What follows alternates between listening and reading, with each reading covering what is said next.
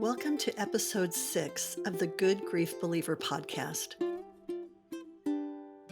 Every week, I visit with groups or individuals who have experienced profound loss, and together we examine what we discovered that helps us to grieve well. Nikki Sue shared with me in episode 4 that at the time she was widowed from Cameron, she imagined that widows were women in their 80s who had been married for 50 years. She didn't know anyone like her, a young woman with an 8-week-old baby and a funeral to plan for the husband with whom she had celebrated just one wedding anniversary. My guests today consist of former strangers who were brought together because Nikki Sue couldn't bear to see another young widowed mother suffer in isolation, as she had after her husband passed away. I am grateful to Jenny, Melissa, Nikki Sue, Rosemary, and Suzanne for sharing their story with me. Like any lasting friendship, theirs is based on mutual respect, acceptance, nurturing, and common interests. They are women who may not have met were it not for tragedy, but they have maintained this deep friendship now for over 20 years, both mourning with and comforting each other through the complexities of life after profound loss. And this friendship has not just blessed these women.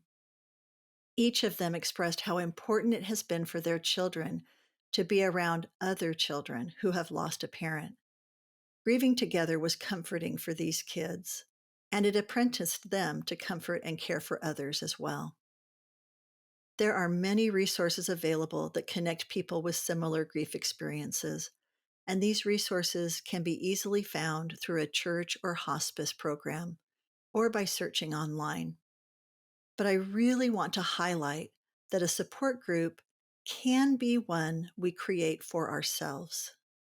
Bravely taking the initiative to reach out, even to one person, may be exactly the support that is needed. After my husband passed away, I found that nights and weekends were the most difficult for me, and I realized that I could be lonely or I could do something about it. I coped by having my sister's kids over on Friday nights, so she and her husband could have some time alone together.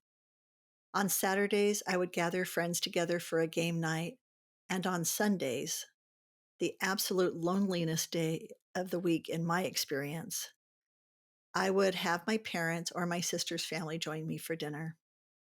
These rituals were extremely important and a great blessing. Grief can be very isolating. While our world seems foreign to us, we can also experience the loneliness of feeling forgotten by others. I would say that this is unintentional. Most people's lives follow a particular rhythm, and it requires some effort to remember to reach out to those who are grieving, especially as weeks, months, and sometimes even years pass by.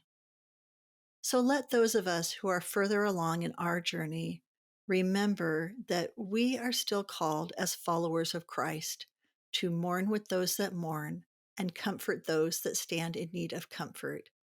Mosiah 18:9. To mourn with a person can be implied that we are in the same physical space. Perhaps this week we can all find a few minutes to be with someone who is grieving. Instead of dropping off a pizza to the neighbor whose wife passed away, we can invite him in to share a slice.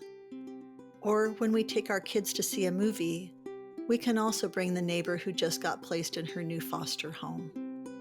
Whatever it is, grief's burden is lighter when it is shared.